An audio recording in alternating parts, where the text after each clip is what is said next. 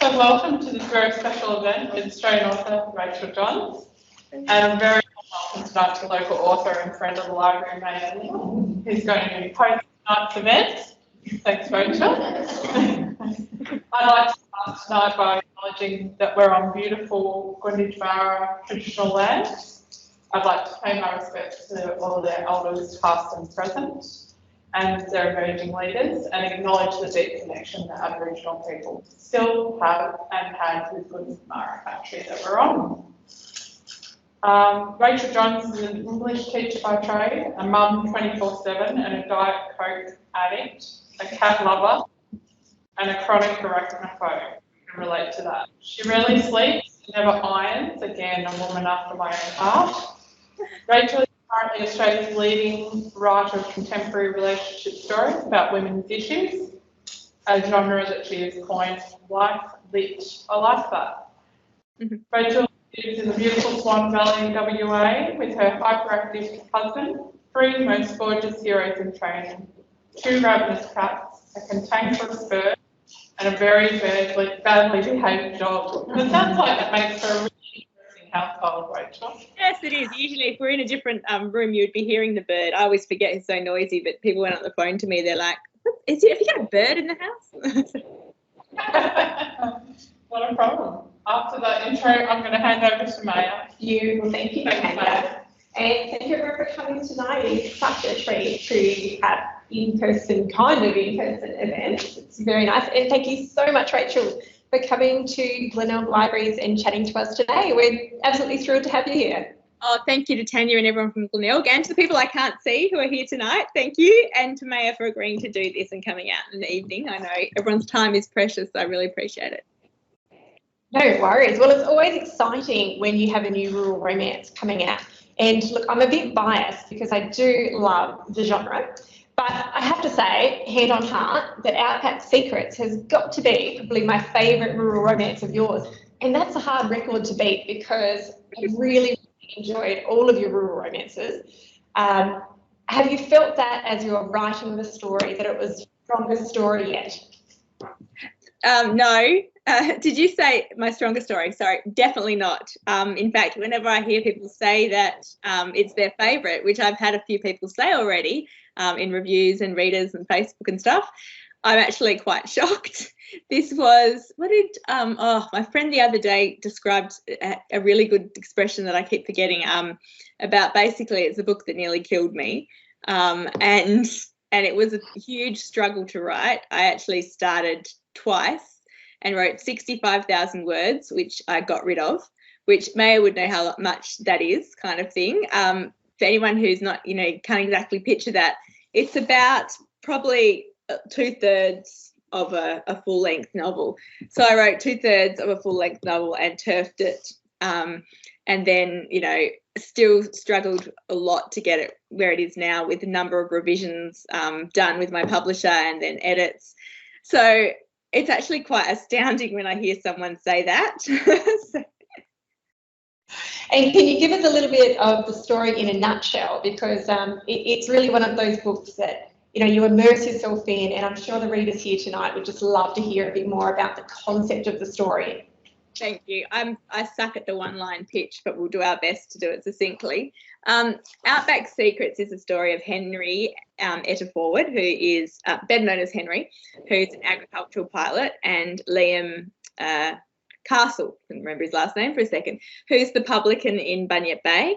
And it's a when we talk about writing romance, often there's sort of certain stories that you read a number of times, like friends to lovers, enemies to lovers. I'm trying to think. Forced proximity, and this is a fake relationship story. So, think The Proposal, Green Card, movies like those. And basically, Henrietta is back in town for Christmas, and a little earlier because she's had a little bit of an incident in the sky, and she's not feeling quite confident as she always has been about flying, and flying is her life. She's a very feisty heroine who basically doesn't think she wants or needs a relationship, but her family and friends, not only do they think she needs a relationship, they really would rather her settle back, especially her mother. They'd really rather settle back in Bunyip Bay. So she ends up enlisting the local publican who has got a bit of an air of mystery around him. He knows the secrets of everyone in town, hence the title. Like we all know that publicans, hairdressers, bartenders, they know everyone's gossip. So my whole idea was that he knows the secrets of everyone else in Bunyip Bay, but no one knows his secret. So Henry enlists him on a whim, because that's what she's like, to help her con her family that she's with him, and they're in a relationship, so they'll stop trying to set her up with people while she's here over Christmas. And of course, the best fake relationship do, it gets more serious than either of them imagine. See, I'm stuck. It takes ages for me to describe anything. Sorry. No, I think that's great. It really gives the feel of the story. And you touched on Liam, who's the publican who knows everyone's secrets. Now, Liam's got a bit of an air of mystery, as you said, but he's also American. How did you go about making him an international chap? What was the motivation behind that? I think it only came when I worked out his backstory. So this is the 5th in a series. You don't need to have read the first 4 to read this. I wrote it as a standalone. I never expected to write. I've always thought I'd write 3 Bunyip Bay books, and this is the 5th in the Bunyip Bay series. But Liam has appeared in all of the books as a very, very minor character. Luckily, I didn't say anything really about him, except that he was reasonably good looking in one of them, and that he had a dog who'd had puppies in another one, I think. And so I could basically come up with whatever story I wanted for him. And I'm not going to say exactly why, because it's a spoiler, but basically the idea that I came to, why he sort of was in a rural community in a town, and he'd bought the pub, and nobody knew where he came from or who he was, kind of thing, and he didn't have any family there. When I worked out his backstory, it kind of sort of almost had to be American, if that makes sense. You'll understand if you read it. Yes, I think so too. Just to say, as making him American, I was a little bit worried, because a reader did say the other day, I remember reading all the books. I didn't know. Did you ever mention Liam was American? And no, I didn't. But I didn't say much about him anyway. And I also decided, what I did is I made his mum Aussie. So his mum had gone to America when she was young, and met an American guy and stayed over there. So he's half Aussie, half American, but he grew up in America. So I guess he knows about, with his mum, he knows a lot about Australian culture. If you live in a different place, but like my mum was English, and I only lived in England for 18 months of my life. But, so my upbringing was all English, even though I was in Australia, if you know what I mean. So that's kind of where Liam is at as well. And actually my very first version, as I said, I threw out 65,000 words. There were actually 2 versions in there, so 30,000 of one and 35,000 of another. The very first version, I had his best friend from childhood coming over from America, and that there was going to be the romance. And I think one of the reasons why that wasn't working is because I didn't feel it was Australian rural enough. So we had Liam that was American. I needed to really have a strong Aussie rural heroine. Yeah. And I think you've done that really well with Henrietta. Now, is there anybody here who hasn't read Rachael's stories yet? Well, one of the things you've got to look forward to is the fact that Rachael does a brilliant job of having these really cool careers. So her different characters have great careers. In Something to Talk About, there was a lady who had an ice cream shop. In The Greatest Gift, is it The Greatest Gift or The Greatest Wish? The hot air balloonist? Yep. In this one, we've got Henry or Henrietta, who is this agricultural pilot taking these risks up in the sky and spraying crops and all sorts of stuff that has your heart racing when you think of people that you know and love doing that same job. You can understand why her family is so worried. But that must be a really fun aspect, trying to work out which fun career you are going to give to your characters. How do you go through that process, Rachael? Yeah, it's definitely important to me. It all depends on the story, but if I can have sort of a different kind of career, often they're careers that the hot air balloonist one was totally random. I wanted something a little bit quirky and fun to sort of juxtapose against the other 2 people in the book who had quite professional, sort of not normal, but they were a journalist and a lawyer, I think. So I wanted something to juxtapose that. And I happened to be reading a magazine one day while my kids were at tennis, and I saw a story about 2 hot air balloonists who had met through the profession. And I just thought, yes, that is so fun. And that's, and the good thing about, like, you know, often as writers we're told, and I'm sure, Maya, you'll have either heard this in variations and stuff or said it or whatever, we're often told to, you know, write what we know. And I think you do that really well, because you write rural community and the things you love come through in your books with, you know, the gardening and the cooking and the animals and all that sort of stuff. And I think that, you know, that's a great bit of advice on one side. But I also think writing about things we want to know about, which I'm sure you agree with, and or you know, would kind of like to, I like living vicariously through my characters. So, you know, I'm probably never going to be a hot air balloonist, probably not a pilot either, and definitely not small planes, because but you know, by choosing these things, I've had some other interesting careers as well. I just find it makes people's careers shape who they are too, so it helps you develop a character, you know, a bit, if you've got a career that's not something that, you know, we see all the time, it helps you sort of set them aside a little bit. Yeah. Oh, that's great.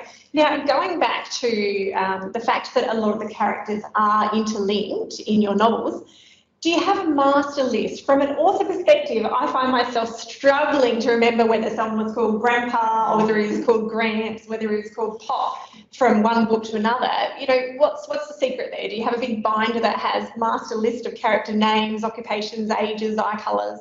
That would be the sensible thing to do, but I'm not a sensible, organised person.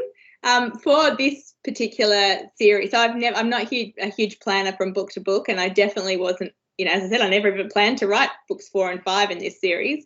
But I keep thinking I should make a spreadsheet of all my characters' names, at least, that I've used from because, you know, you start repeating names, especially I find male character names, there's only a certain, especially heroes, there's only a certain amount of names that sort of seem suitable for a hero. So, you know, but I did, before I read this book, or before I wrote this book, I did read all the other books in the Bunyip Bay series, not because I wanted to link them so much that, you know, I wanted to write a standalone book, but because I wanted people who had read the series before to, you know, get in. Lots of people had asked me for more books, and it's because they wanted to see the glimpses of what was happening in the other characters' lives now. So I had to, you know, go through, and I did write lots and lots of notes about who was who, what they looked like. So I made sure I didn't contradict myself. So it would have been a lot easier if I had done that from the beginning. Will I learn from my mistake? I don't know. We'll see. Probably not. Oh, great. And can we expect to see another edition in this Outback series, or do you feel like, you know, you reach a certain point and you're done with those characters? I thought that I was definitely done with this one, like it sort of seemed. But as I've been so surprised, and maybe you were the same, because I know your first 4 books are linked, you know. It's amazing how people just really become, like they feel they've become part of the community, and they want to know more about these people, and they become real for them. That's why I kind of wished I was a better planner, and that I had, you know, made a bit of a trajectory of maybe 10 books and knew what was happening, you know. So I don't plan to, but saying that, I definitely don't plan not to. So the next couple of books that I've got contracted will not be a Bunyip Bay book. But in this book, because I knew that people had liked it so much, I decided to just put a few random characters, giving very little information about them, and people have already picked up on them, that possibly could have their own story down the track. So yeah, never say never.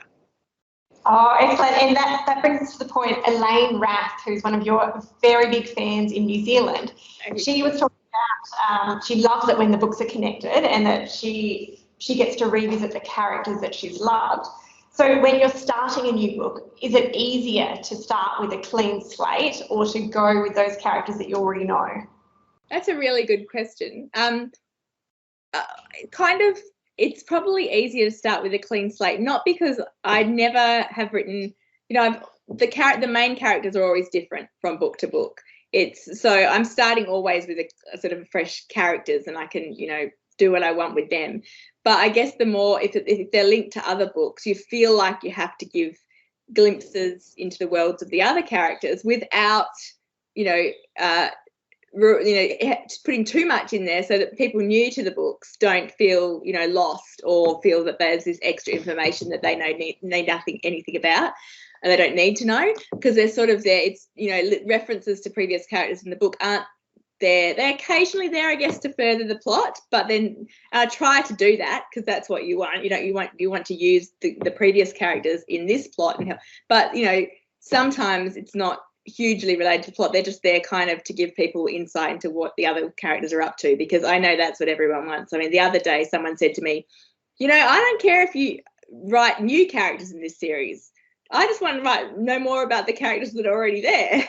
But I would never do another book on the same, you know, exactly the same characters. So I do think it's easier in a way because you've already got people in your world, so you can call upon previous characters to do things that you want to do. But then it limits you because these people, like, for example, this is not a spoiler, I don't think, but there's a character called Logan in this book who was one of the heroes, because in Outback Sisters, there's 2 romances, and Logan was one of the heroes in Outback Sisters. And so I thought I'd use him for something in this book. But the first time I wrote him in and I submitted it to the publisher, it didn't make him come across in a very good light. And yet he'd been a much loved, huge, character in the previous book. So you know, we didn't want suddenly to make him a nasty person, but also it wasn't consistent. So because I was trying to make him do what I wanted him to do rather than what he would have done. So I had to sort of edit that storyline. So yeah, it kind of makes things harder and easier at the same time, if that makes sense. Yeah, that's a great answer. Going into the process of back and forth with your publishers, can you tell us your favourite part of the process, whether it's the free-form first draft, whether it's the really nitty-gritty, big picture, structural edits, whether it's the minor stuff, copy edits, or the very finicky last-minute line edits? I think it's whatever I'm not doing. I'm definitely a grass is always greener type of person. So currently I'm writing, you know, first draft. Feels like I've been writing it forever, and I would do anything to be in the position you are, doing structural edits where, you know, you've got the bare bones of a book down and, you know, you're making it better and you've got someone else's help to tell you how to make it better. But when I'm actually at the stage of somebody else telling me what to do and how to make it better, or giving me suggestions, you know, that we can or can't follow, then I kind of get a little bit cranky and defensive, and it's hard work. I'm quite, you know, I feel like I'm lazy because I never want to do huge revisions, but, you know, I always give myself a talking to and I say, hey, do you not want to make this big change because you really believe that it's the right thing for the book? Or do you not want to make this big change because you know it's going to be a whole load of hard work and you don't want to do it? And if the answer is, I think what I had is best for the book, I'll, you know, look at what they say and see if I can give them a little bit, but I'll stick to my guns and keep what I really believe in. But, you know, often it's that I'm just lazy. So then I've got to go, you know, dig in and change things. And the problem with that stage of edits is that they might tell you, oh, you know, this character doesn't really need to be there. Maybe just get rid of them or combine these 2 characters. And that might seem like a really easy little thing to them when they're sort of looking at the big picture of it. But when you actually take that character away, it's a domino effect and you have to change so many things. So when I'm actually doing structural edits, I hate them. But after them, I always think they're better. The book's better for it. And, you know, this book, if I didn't do structural edits on this book, I don't think you'd be saying it was your favourite of the series. And so it's very important, you know, to have that sort of collaborative process with my publisher, and some books more than others. I hope that answers that question. Yeah, no, that does. And so because you've got quite a few books out, Rachael, can you tell us how many? You know, if you include novellas and everything that's been published. If I include novellas, this is my 10th rural romance, and I've got 7 women's fiction, I think. So if I include novellas, I reckon we're up around 25, 26, because, yeah, I've written a few, not for a few years, but I have written a few novellas as well. So they're like 30,000 to 50,000 words, depending on.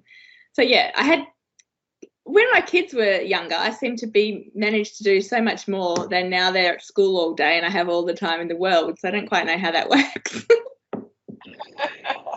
And so did you start publishing books when you were 19? Because you are not an old lady by any means. No, I did not. I started trying to write when I was 17, almost 18, but it took me 15 years from that point, almost 15 years, to get a publishing contract. So I think I was 31 when my first book came out.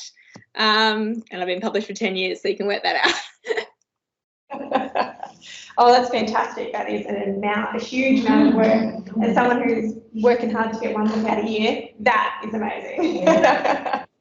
Well, let's just say I look at everything you do, Maya, on social media, and not the social media aspect of it, what you show, and that's all the baking you do, all the, extra vlogging, all the gardening, and I think, how do you manage to write a book a year doing that? So, we're all in awe of each other, and you just everyone just does their own thing, and somehow we make it work, I guess.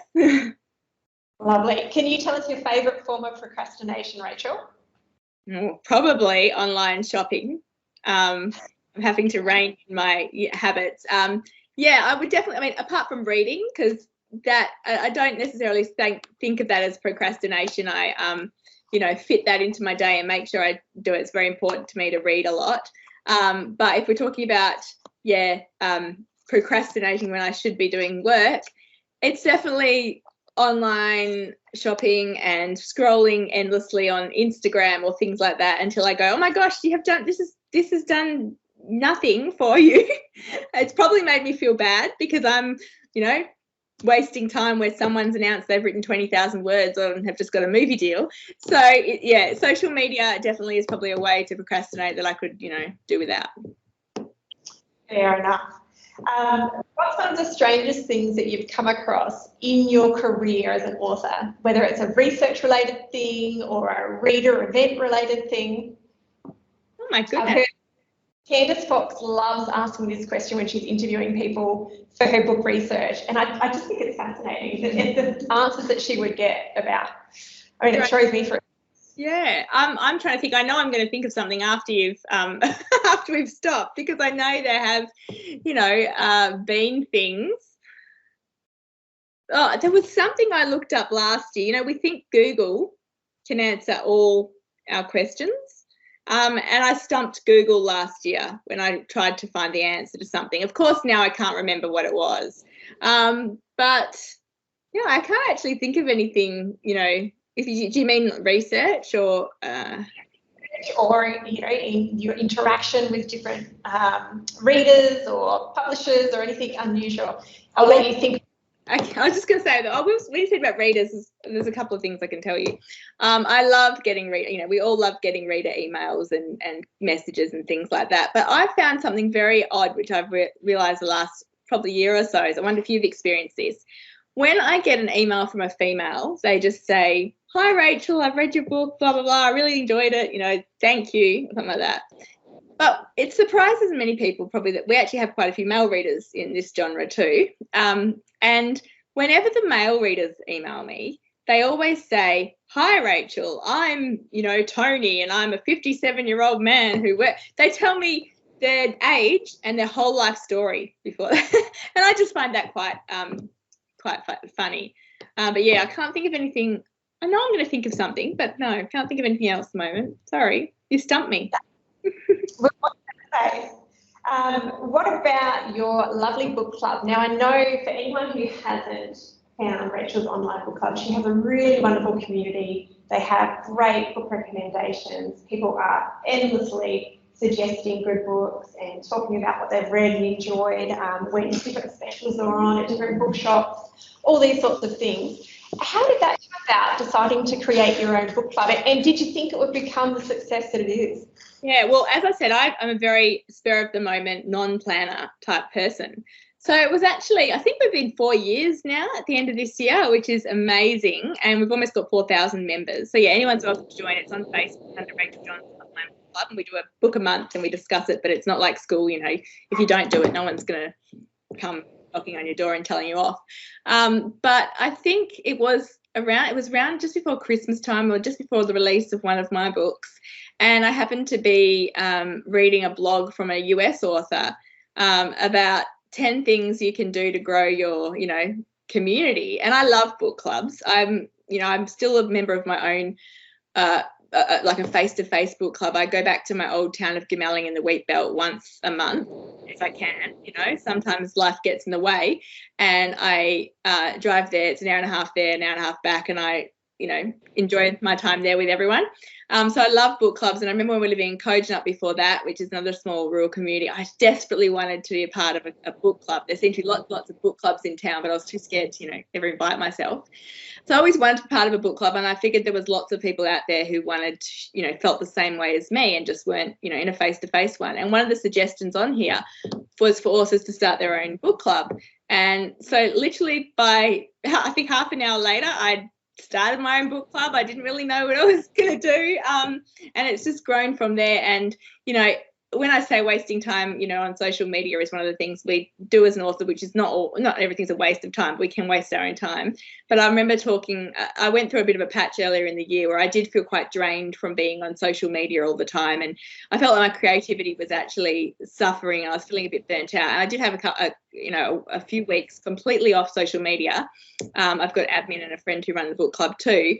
But that was the thing I missed. And I realised, if I gave up everything else, I would still keep the book club because it's just such a wonderful book community, as you said, it's readers and authors, and so I love it. And so feel free to join. We did Maya's book, was it this year or last year now? Can't even. Yeah, last year, which was fantastic. That's right. The years go too quick. Oh, that's great. And you've got some excellent titles for next year already. I've been eyeing off a few of the different titles. I've got my eye on them. Super excited. We do try and we kind of have this mission. We want to not repeat book authors if possible, and to support as many debut authors as we can, and also Australian, particularly women authors. So yeah, that's fantastic. I'm a firm believer of the theory that a high tide lifts all boats, and I think that's a theory that you carry through in the book club especially as well. I love that theory too, definitely.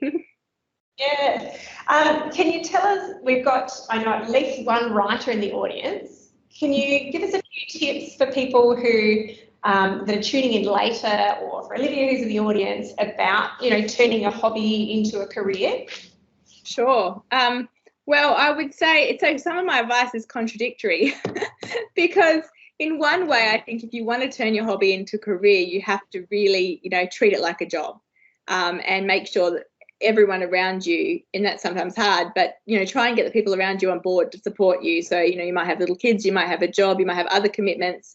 You have to carve time out of your day to write. I remember so many people when I first got published, people would say to me, I've got 3 little kids and a business. I'd love to write a book one day, but I have no time. And at that stage, we owned a small business in the country, a supermarket. I was working in there. I had 3 kids. One was still at home and the other one was only at kindy, so, part-time. And basically I was thinking, well, you've just described my situation and I'm managing, because you make time for stuff that's important to you, whether that's getting up early or, as I said, enlisting someone to help.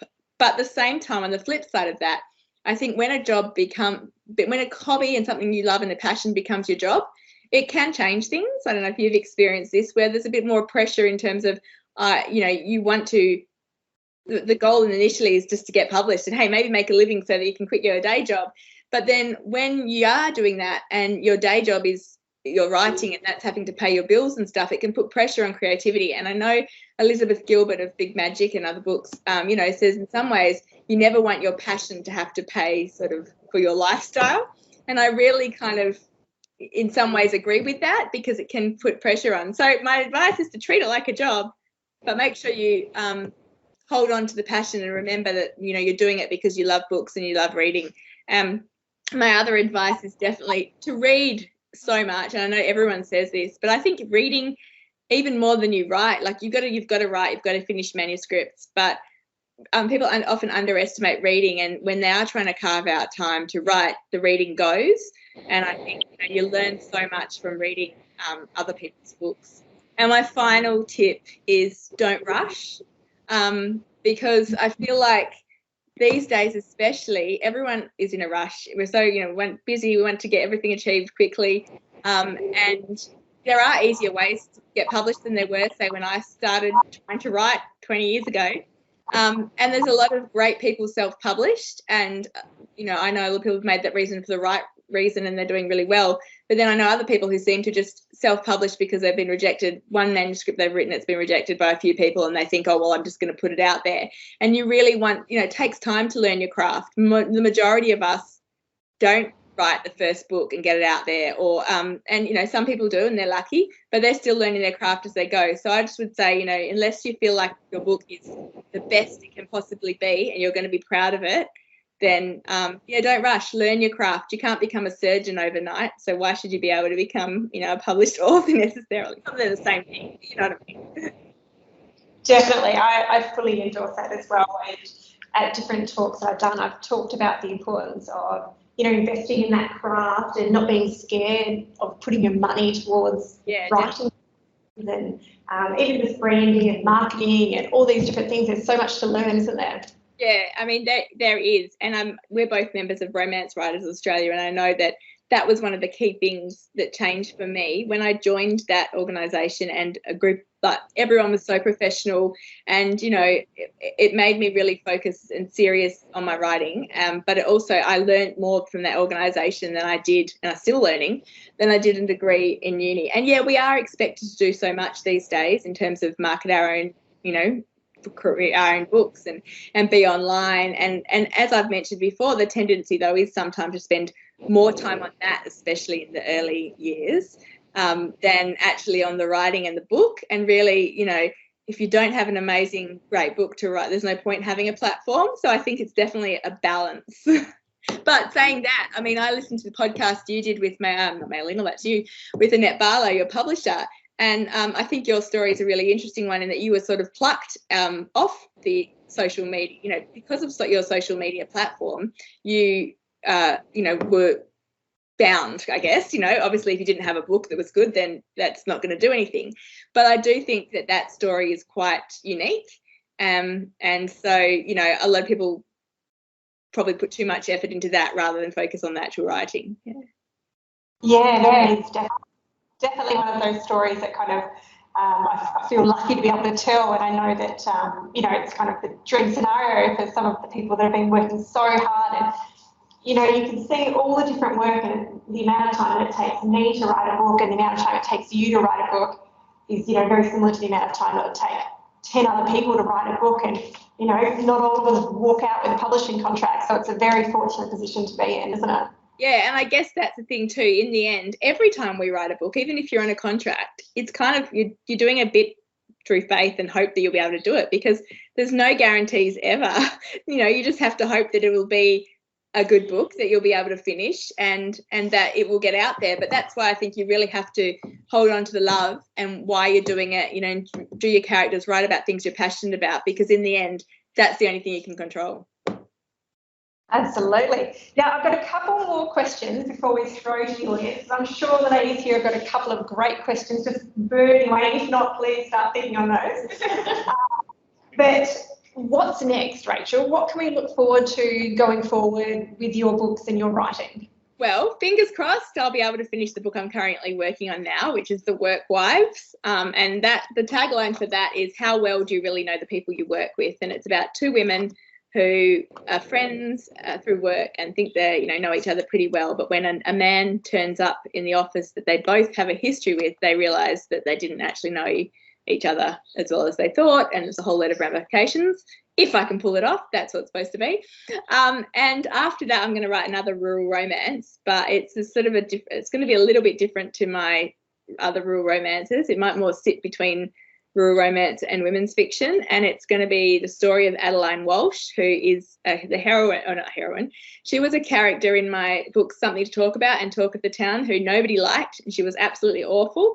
But lots of people have asked for her story, and my publisher would like her story. So I've been thinking hard for a few years on if I can actually redeem her, and I did have an idea that is completely and utterly crazy. I won't say what it is. I'll tell you later, Maya, if you want.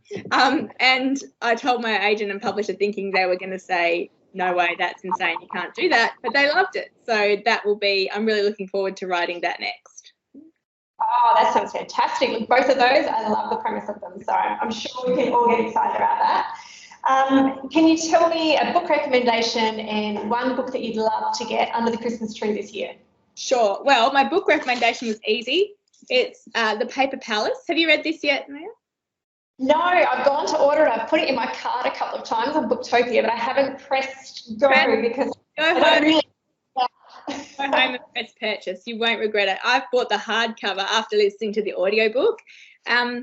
It was a book that I didn't think I was going to love when I first started reading. I read the sample because so many people had raved about it, and I thought, don't know. And then I thought, because more people raved about it, I'll download the audiobook. And I listened to the audiobook in basically a weekend, which is heard of because they're quite long. But I never do much cleaning and stuff, but I kept, finding excuses to go running and cleaning and driving because I was just so invested. It's a story of a lady who something tragic happens in her childhood, and she ends up, she had a really good friend who was sort of, going to be the love of her life, but something happens to split them apart.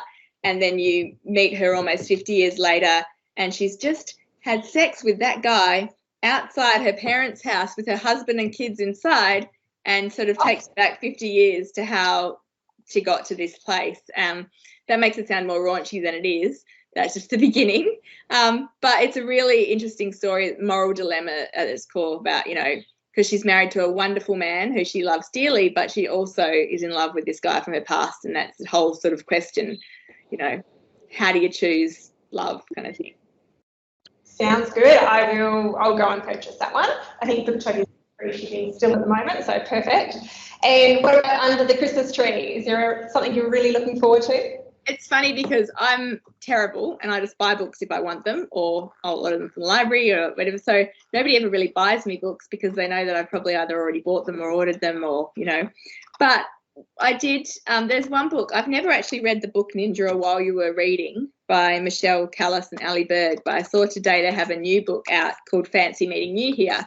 And the premise was sort of, what if you met the love of your life in the past? I don't know, it was something that really called to me. And so that sounds like a good book. While you were Fancy Meeting You Here, which is hilarious because that was actually the title of a book that I wrote years and years ago that never saw the light of day.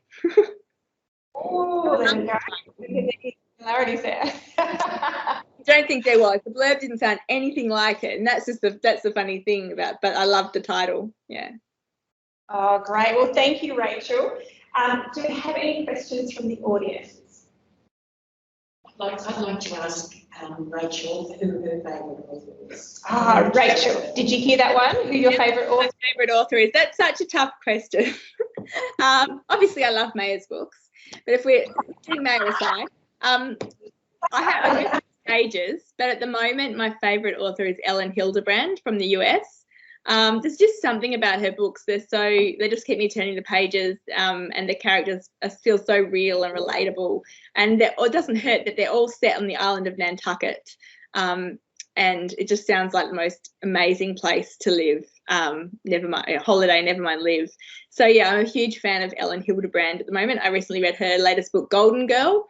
But I love, so many Australian authors as well. I think we're so lucky now because when I first started writing, as I said, quite 20 years ago, there was definitely not as many Australian authors published as we have now. People, we had Colleen McCulloch and Judy Nunn and Di Morrissey and Tim Winton and Bryce Courtney. But I think that was kind of about it. And now, publishers have recognised that people love reading about Australian lives, Australian settings. And so, we have so much choice here that the only problem is time to read.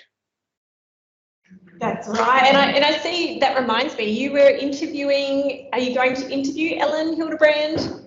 Next week, I'm interviewing Ellen Hildebrand. Hopefully it all goes well for Pamela Cook's Rights for Women podcast. So really looking forward to that.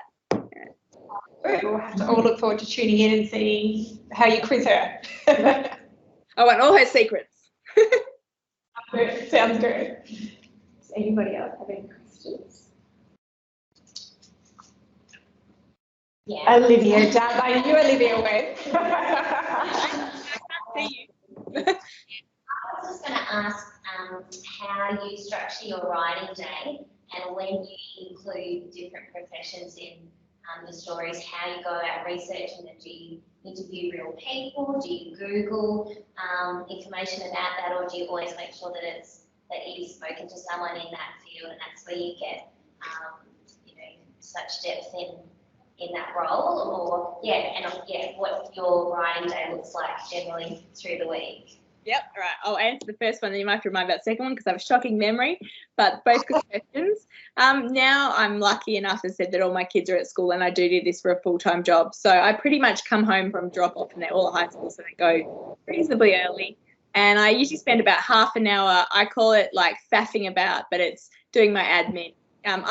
Some people say leave all that stuff till you got out the words, but it's a bit like housework, except I can ignore the housework. If I've got, things in my email and stuff that I have to deal with, I just don't like. So I'll spend half an hour or so dealing with that, faffing about on Facebook. And then I do something which I don't think I recommend, although I've read about it recently, a few more people. And that's pretty much reading the whole manuscript before I start. I'm a slow reader, but I skim read. And I'm just reading this book called Story Trumps Structure. And it's about, being an organic writer rather than someone who plans. And he actually kind of does recommend doing that in a way. But it's just sort of grounds you in the story and you tweak things so that by the time I finish, I've kind of got quite a clean draft. And then I try and write from about 8:30, 9 o'clock. So 8:30, 9 o'clock is when I start the zoning, and then I'll write, through to lunchtime, and then I kind of fade a bit. So in this winter, I'll go for a run then and stuff, or I'll do other admin jobs, things like that. But I really try and my mornings, I'm best writing in the morning. I aim for about 2,000 words a day.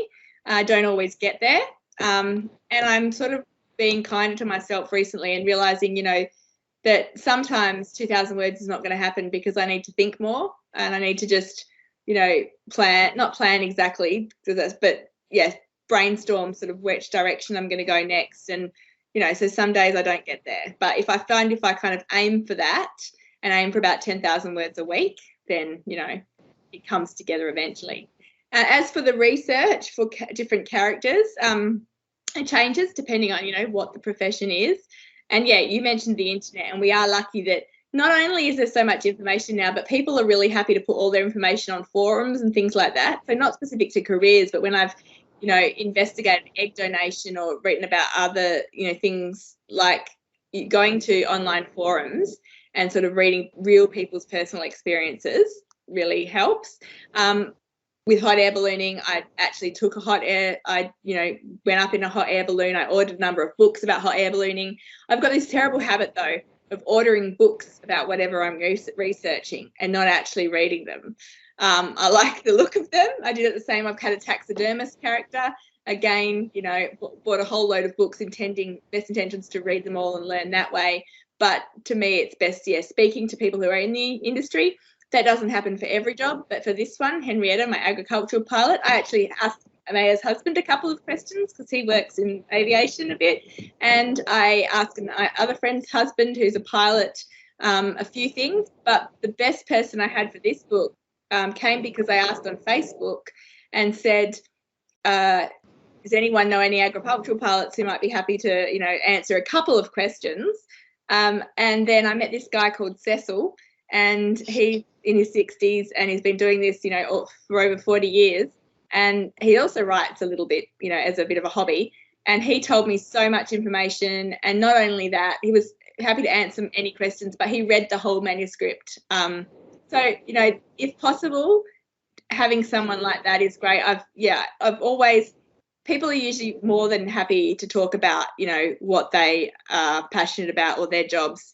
I'm sometimes a little shy of actually asking people, or because if I feel like I'm bothering people, but I have learned over the years that people are mostly really happy to talk to you. So it's a combination for me: real life, talking to someone, doing a bit of Google, research books, and forums and things like that. Hope that and if I can, I'll do stuff.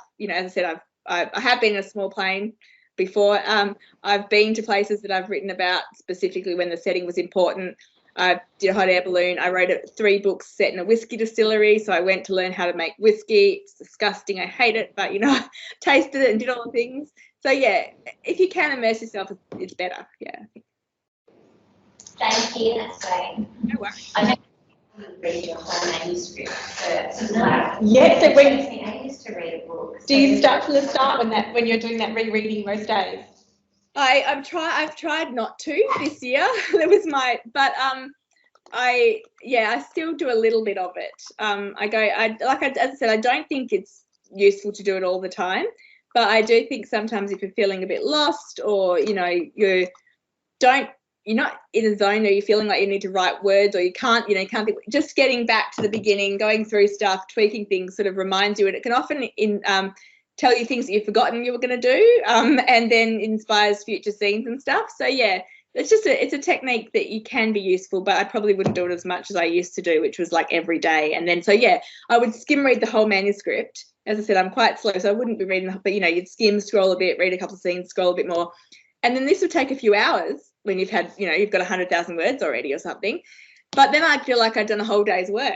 So it's definitely not something I recommend. Whereas if you've got only 1 or 2 chapters, it's fine. I think it came from, when I was first starting to write, I had minimal time. And what I would do probably is read the scene that I'd done the day before, or the chapter, and, reading through that. I don't know if you do that at all, Maya. Reading through that and tweaking that kind of get me in the zone. But then somewhere along the way, I started reading more and more, and don't necessarily recommend. I don't recommend doing that all the time, but I do think it depends on the type of writer you are, and that's the thing. Everyone writes differently, and that's okay. But I think for some people it can help, especially if you write long books, and I do tend to write long books, that it can help to sort of go back at least 2 or 3 times and sort of work out what you're actually trying to remember what you're doing. Whereas if you're writing, some people only write 70,000 word books, you probably don't need to do that. Get it all down and then go back. Yeah. Beautiful, thank you. So anyone else wanted to ask anything of Rachel before we let her get back to her evening? Tanya, did you have any questions? No. Excellent. Well, would you want to finish by just telling everyone where they can find you, Rachael, on Instagram, Facebook, website, newsletter? Sure.